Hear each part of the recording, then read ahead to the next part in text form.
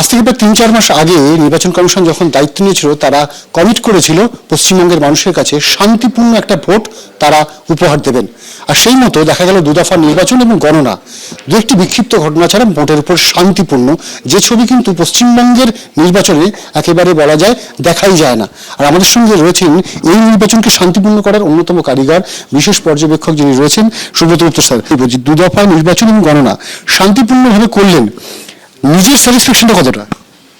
প্রচুর স্যাটিসফ্যাকশন, কারণ বিশেষ করে প্রথম দফায় যে এসআইআর নিয়ে যে সমস্যা হয়েছিল এবং প্রচুর মানুষ অসুবিধার মধ্যে পড়েছিলেন, প্রচুর ক্রিটিসিজম হয়েছিল নির্বাচন কমিশনের, সেইখান থেকে বেরিয়ে আমরা যে নির্বাচনটা শান্তিপূর্ণভাবে করতে পেরেছি এটা একটা বিরাট স্যাটিসফ্যাকশনের জায়গা।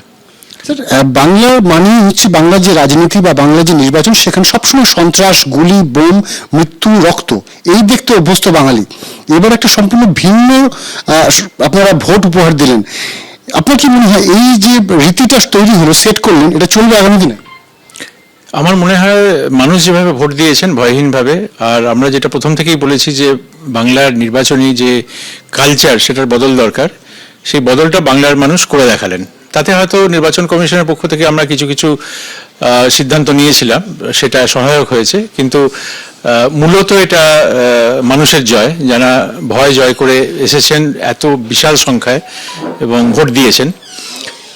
যে মন্ত্র আমরা প্রথম থেকেই ঠিক করে রেখেছিলাম নিজেদের মধ্যে, আমাদের যারা পর্যবেক্ষক আছেন, এখানে চিফ ইলেকট্রাল অফিসার আছেন, যে এখানে যারা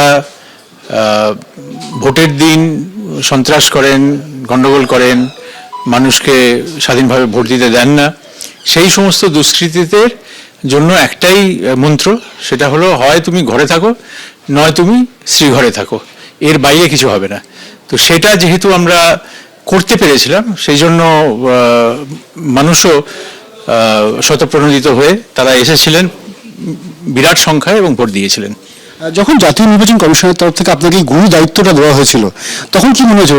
সেই গুরু দায়িত্বটা পাওয়ার পর চ্যালেঞ্জ কতটা ছিল?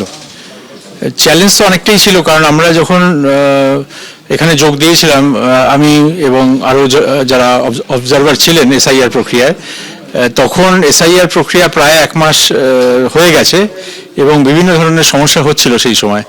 তো সেই জন্য মনে হয়েছিল যে এটা ঠিকভাবে সম্পূর্ণ করা যাবে কিনা, এবং তার পরবর্তীকালে অবশ্য এটা সুপ্রিম কোর্টে চলে যাওয়া এবং তারও পরবর্তী সময়ে সেটা হাইকোর্টের তত্ত্বাবধানে আবার সেটা সিদ্ধান্ত হওয়ার জন্য কিছুটা তো সমস্যা হয়েছিল নিশ্চয়ই।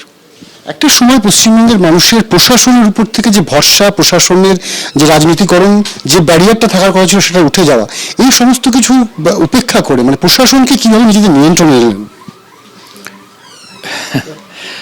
প্রশাসন এখানে মানুষের ভরসা প্রশাসনের উপর কিছুটা প্রশ্নচিহ্নের মধ্যে পড়ে গেছিল, এটা নিশ্চিতভাবে, এবং সেই জন্য বেশ কিছু পদক্ষেপ করতে হয়েছিল। বিশেষ করে যখন আমরা দেখেছিলাম যে কাজ করার ক্ষেত্রে, নিরপেক্ষভাবে কাজ করার ক্ষেত্রে ঘাটতি থাকছে, সেই সমস্ত জায়গায় কিছু কিছু পদক্ষেপ নির্বাচন কমিশনকে নিতে হয়েছিল।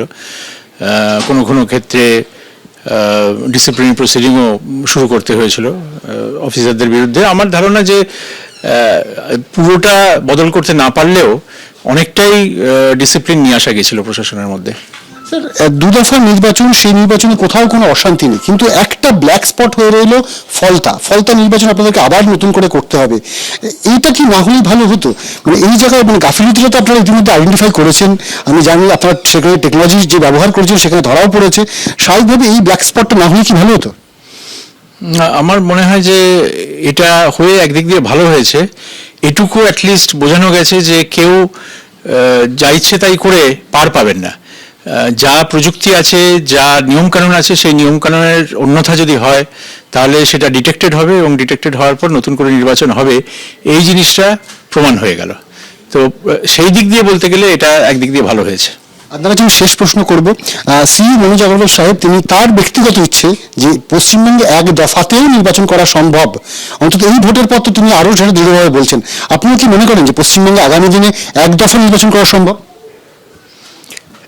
1 দফা নির্বাচন সম্ভব, নিশ্চয়ই সম্ভব, কিন্তু তার জন্য যে ধরনের ফোর্স ডিপ্লয়মেন্ট লাগবে সেটা দেখতে হবে যে অত ফোর্স পাওয়া যাবে কিনা একদিকে। কারণ আমাদের এই যে যেটা পরিবর্তন হলো, মানে এই ভোটের যে পরিবেশের যে পরিবর্তন হলো, সেই পরিবর্তনটা স্থায়ী করতে গেলে আরো 2-3টে ইলেকশনের হয়তো প্রয়োজন হবে।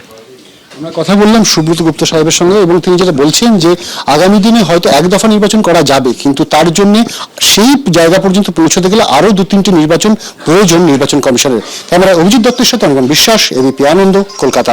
এবিপি আনন্দ, এগিয়ে থাকে, এগিয়ে রাখে।